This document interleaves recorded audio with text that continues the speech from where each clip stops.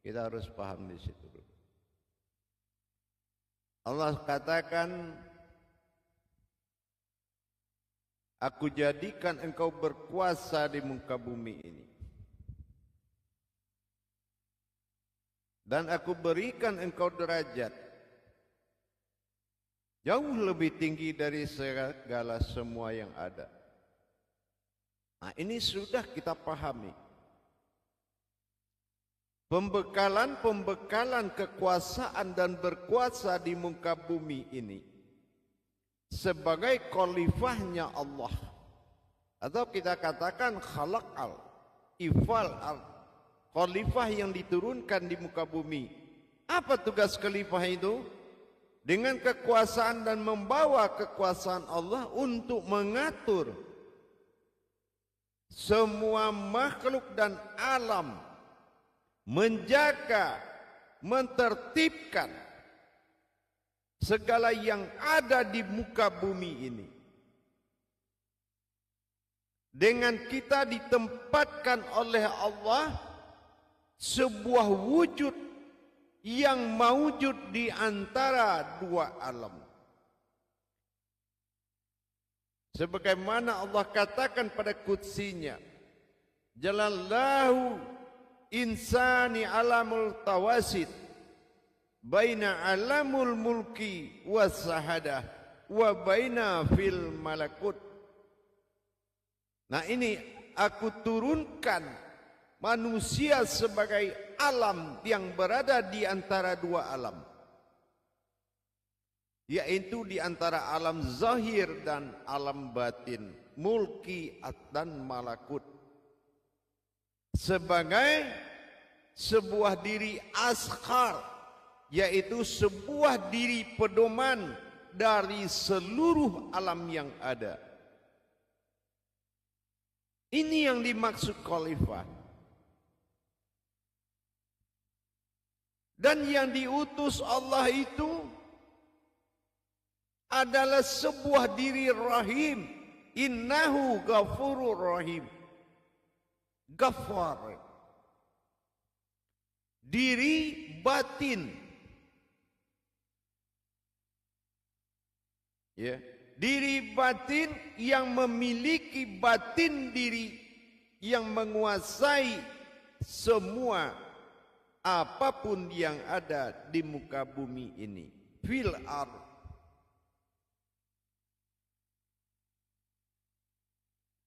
Dengan demikian, tentulah kita melihat seperti apa martabat diri yang akan menguasai dan menjadi penguasa di muka bumi ini sebagai utusan Allah. Tentu kita harus kita pelajari seperti apa diri yang berkuasa yang diberikan kekuasaan itu. Wa huwallazi ja'alakum khalaqa fil ard. Dan Allah katakan wa arafat wa rafa'a ba'dakum fawqa ba'idin darajatin, yaitu sebuah derajat, darajatin liyahub lakum.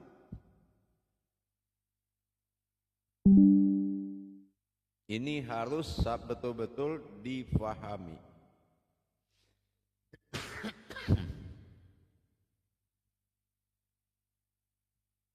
Kalau kita tidak paham sejauh mana Allah memberikan kepercayaan kepada kita sebagai batin tunggalnya, bani babarabakah batin, ini adalah keakuan Allah dalam menyebutkan diri kekuasaannya. Ani, batinku yang menjadi perjalanan sembahan oleh seluruh kalam dengan ba'ada, bal ba'ni al ba'ada, batin yang diperjalankan. Ini kita harus mengerti sangat. Jangan sampai di muka bumi hanya menjadi makhluk ibarat sebuah alam Allah bertuan kepada alam semesta. Ini artinya harusnya alam semesta menjadi al-maidah, penghidang alam Allah, khalifah Allah, khalifatul ard. Tapi kenapa sampai di bumi terbalik sekarang kita lihat? Malah Tuhan melayani pembantu, bukan pembantu melayani Tuhan. Artinya kodrat Allah bertuan kepada alam semesta dunia. Rezeki tergantung dunia, keselamatan tergantung dunia, semua tergantung kepada keduniaan. Ini sudah salah dalam memaknai dan menjalankan. Kenapa? Allah sudah berikan batasan. Dunia adalah mulki. Batin hayat adalah malakut. Sementara kita al-muluk, yaitu sebuah alam yang diberikan kelebihan daripada alam zahir dan batin, yaitu bisa berbicara, bisa berpikir, bisa mendengar, dan bisa merasakan. Tapi nyatanya kelebihan itu tidak berfungsi, tapi menjadi sebuah kekuatan dalam melayani keduniaan. Khalifah seperti apa kalau hanya seorang tuan melayani pembantunya? Ini hal yang tidak masuk akal. Ternyata putuslah hubungan. Apa? Segumpal batin yang ada di dalam diri, namanya batin diri. Ini tidak berfungsi. Batin diri tidak berfungsi, akhirnya diri batin pun tidak bisa menghadapi apapun. Terlempar jauh menjadi makhluk. Ini tidak sesuai lagi dengan dalil Al-An'am tadi. Diturunkan menjadi penguasa, ternyata sampai di dunia malah dikuasai. Makanya ditanya di yaumil masyar nanti di alam barzah, man rabbuka? Artinya siapa yang menguasaimu? Karena soal yang kembali malaikat sudah tahu. Tapi siapa yang menguasai, ini dia belum tahu. Padahal di surat An-Nas kitab diri itu sudah diterangkan. Qul a'udzu birabbin nas. Katakanlah aku yang menguasaimu. Rabbinas. Malikinas, dan akulah yang berdiri. Ilahinas, dan akulah yang menghayat dalam hidupmu. Kehidupanmu adalah kehidupanku. Tapi kenyataan di dunia ini terbalik. Semuanya berpindah kepada alam semesta. Khalifah Allah turun martabat menjadi makhluk. Bahkan tidak berlaku telapak tangannya untuk menghadap kepada Allah. Allah tidak dengarkan lagi doanya. Allah tidak ijabah doanya. Karena dia sudah kehilangan kemuliaan Allah pada dirinya. Allah tidak jabah lagi. Akhirnya 8 batang tulang siap bekerja keras di muka bumi ini. Inilah resikonya kalau putus hubungan Baitullah dengan Allah Subhanahu wa ta'ala. Maka kita harus menjaga kedudukan dan martabat ketuhanan pada diri dengan menjalankan hakikat diri yang sebetulnya, yaitu diri yang hakikat. Jangan kita berpedoman kepada diri syariat tanpa hakikat. Mana ada mayat bisa makan dan minum, mana ada bisa mayat jalan-jalan. Berarti hakikatlah yang bergerak. Kenapa kita tidak berpihak hidup kepada hakikat yang dikendalikan oleh rohani, yang bersumber dari batinnya diri? Karena diri kita gagal menjadi diri yang batin. Diri batin adalah diri sifat yang berawal dan tidak berawal dari langit dan bumi. Ini sudah disampaikan berulang kali. Untuk meningkatkan derajat ketuhanan dalam diri, martabat Allah pada iman harus kita merubah makom diri kita. Apa yang dikatakan merubah makom diri? Dikatakan daging pada daging bukanlah daging, asalnya daging. Nah ini merubah. Dikatakan kulit pada kulit bukanlah kulit, asalnya kulit. Nah ini juga harus semua dirubah.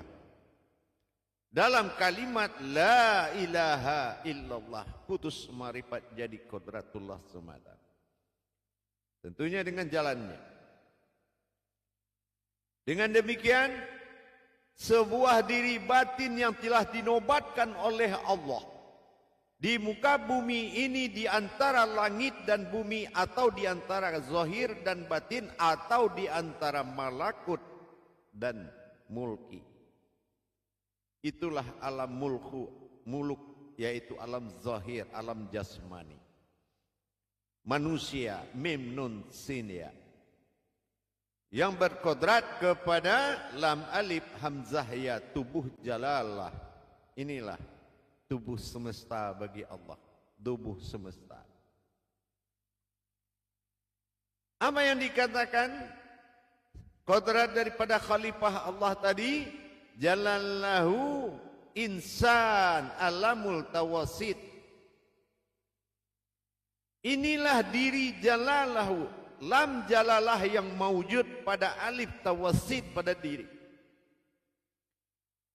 Inilah yang dikatakan perintah berkuasa bagi Allah kepada sujud diri untuk berkuasa di muka bumi. Al-An'am ayat 165.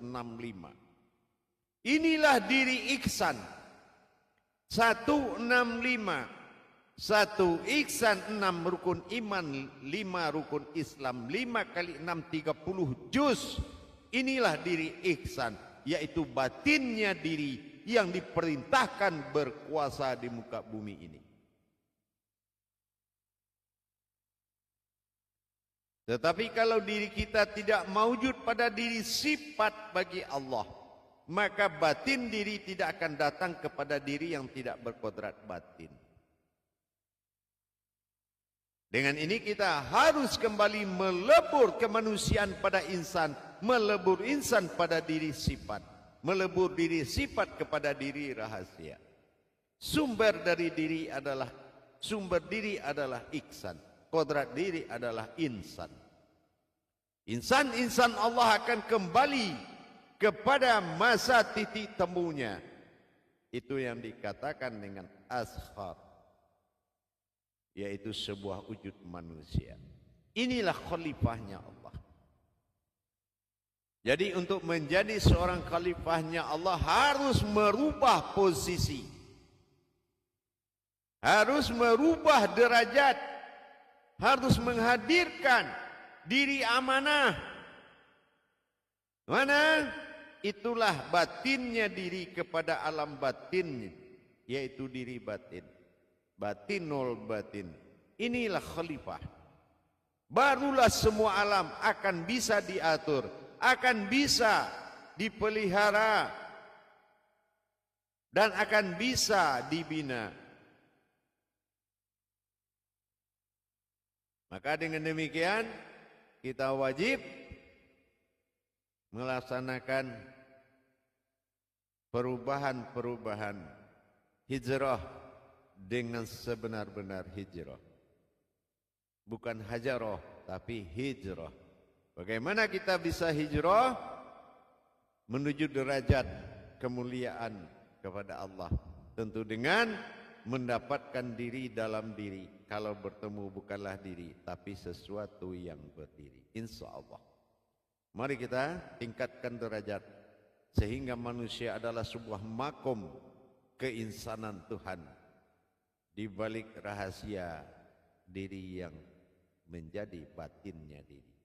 Insya Allah selalu tingkatkan iman dan takwa. Bercita dan kembalilah kamu kepada fitrah kita yang sebenarnya. Kita kembali kepada fitrah yang sebenarnya adalah sebuah batin tunggalnya Allah yang akan menguasai dan mengatur isi alam